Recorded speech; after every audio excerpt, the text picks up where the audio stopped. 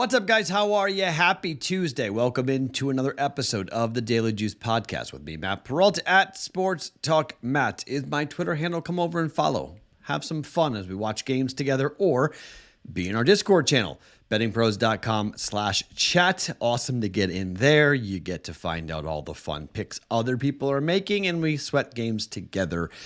And tonight's probably a pretty good night to do it because I don't love the slate. It's only baseball. Here we are on June the 6th. This is where we're into kind of the dog days of betting. We got to get into the NBA Finals tomorrow, and then we get a day off, and then we have another day like this, and then we get to Thursday, which is Game 3 of the Stanley Cup, then Friday, Game 3 of the NBA Finals, and, you know, it's just, or I guess it's Game 4 of the NBA Finals. Yeah, Game 4 of the NBA Finals. But it's just kind of a crummy day for betting. So I've got 3 plays. I'm not going to run around and tell you I love these plays. I went 1-2 yesterday, down 1.1 units. We've been just rolling, and it's been a really good month. May ended really strongly. I really like the way that we ended the month of May, and, you know, the podcast as a whole right now, we're cooking. And they haven't updated where we are yet. We're still waiting on them to do that. But once we get all the pick tracking taken care of and up to date, I'll be able to give you guys a more accurate read of where we are overall in the history of the podcast. But we've done very well. NBA has been very good. NHL, and we lost a couple of units last night on the NHL. So, you know, not great with the NHL, but, you know, we're still profitable in the NHL.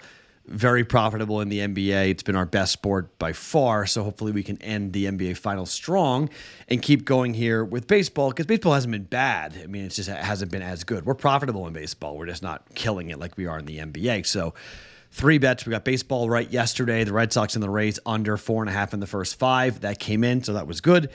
3 plays coming at you here in just 1 second. But first, let me tell you about the title sponsor of this podcast. Guys, these are the sponsors. When we read you sponsors, it's important, okay? Because this is how we stay in business, okay? This is a free podcast. If you've been making money, people often ask, Matt, can I give you a tip? No, I don't take tips. Matt, can we, like money tips, you want to give me betting tips? Give me betting tips all day long. Like money tips. Like, what can we do to say thank you?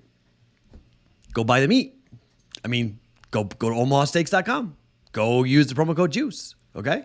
$30 off your order. Get it for yourself, your father, your brother, your uncle, your grandfather, whomever. Because when you support the sponsors that support this podcast, that's how we keep doing this podcast. So if you like what we do, if you like that we're here every single morning, my daughter's getting frustrated. She asks me every night, Daddy, every night? Yes, every night we do the podcast. Every night we tape, every day we bet. If you like that, omahasteaks.com on Father's Day. Go there, shop, use the promo code JUICE, get $30 off a qualifying order. Minimum purchase may be required. See the site for details. But this is how we stay here each and every morning, bringing you the Daily Juice Podcast. All right, let's talk baseball. I almost bet the under for Washington and Arizona. It's 10.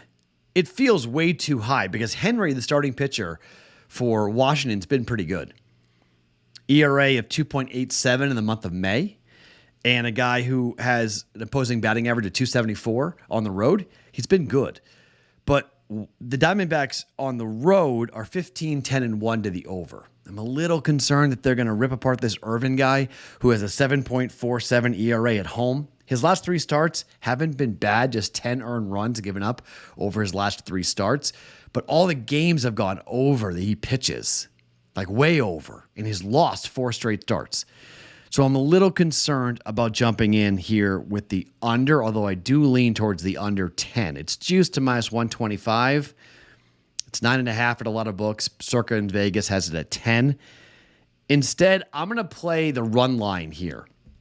Now, I don't love this, okay? I'm not going to, again, all the bets today, I'm sort of doing it with holding my nose a little bit on this, in particular because the Washington Nationals on the run line have been really good, 36-23.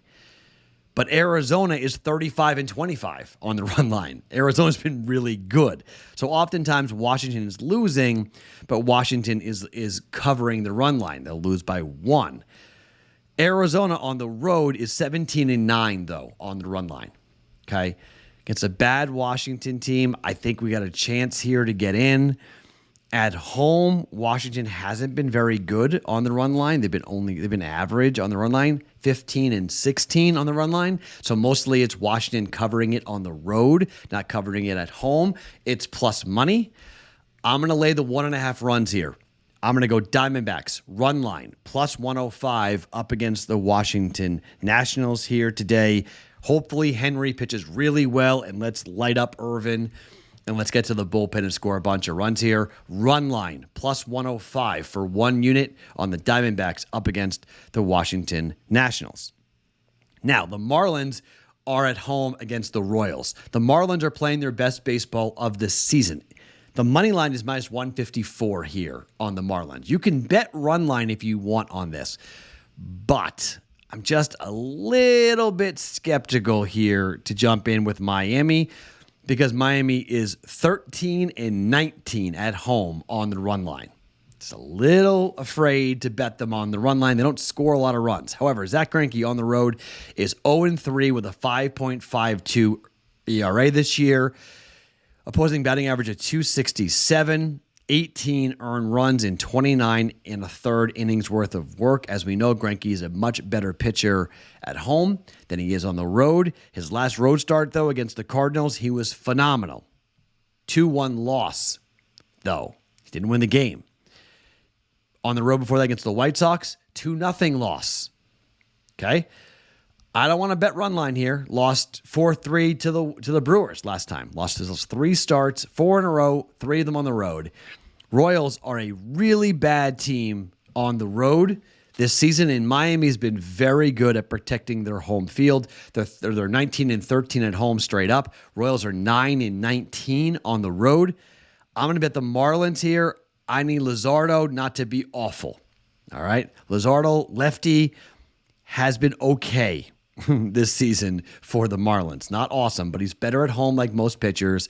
3.35 ERA. He's 1-2 with an opposing batting average of 230. On the road, that's 3.24. Much different pitcher on the road than he is at home. Greinke's the opposite.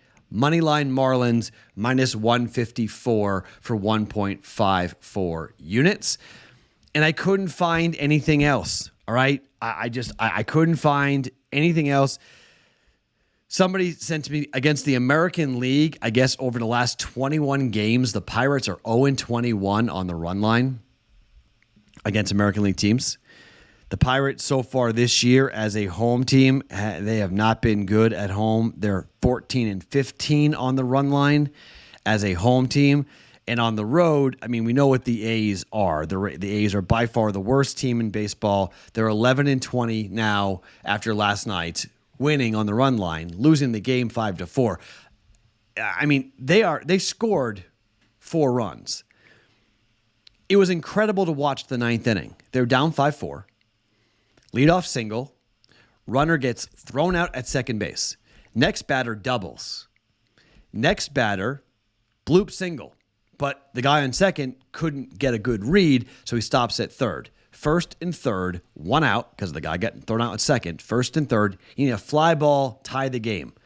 Pop fly to shallow center, out, 2 outs. Next batter, K, game over. I mean, that's just the A's, man. They can't score. Save their lives. They're just a horrific baseball team when it comes to scoring runs in clutch situations. They just don't have any offense to really talk about or to worry about. And the best pitcher, over the last couple of years, Mitch Keller, for the Pirates, is going up against James Caprillion, who's horrific, 0-6 with an 8.12 ERA.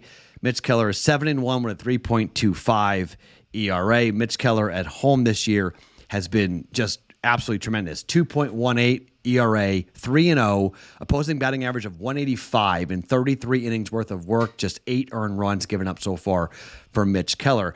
On the opposite side, with Caprillion going, I mean, this guy's bounced back and forth from Oakland and Las Vegas. He's had a couple of decent starts, but then he kind of went back. He came up, pitched against Texas, 3 earned in 7 innings, pitched against Houston on the road, 1 earned in 5 innings, but then recently against Houston, 4 earned runs in 5 innings and 3 earned runs against Atlanta in 4.23 and 4.4 2/3 innings, lost 4 consecutive starts here. If any team is going to lose to the Pirates on the run line, it's going to be the Oakland A's. I am now 11-6, up 4.3 units after the loss last night. Doing this, I'm making this official. I'm going to go against all the numbers here. It's time for the Pirates to win one on the run line. It's only minus 120. I'm taking it. Run line, Pirates, 1.2 units down officially up against the Oakland A's. Okay?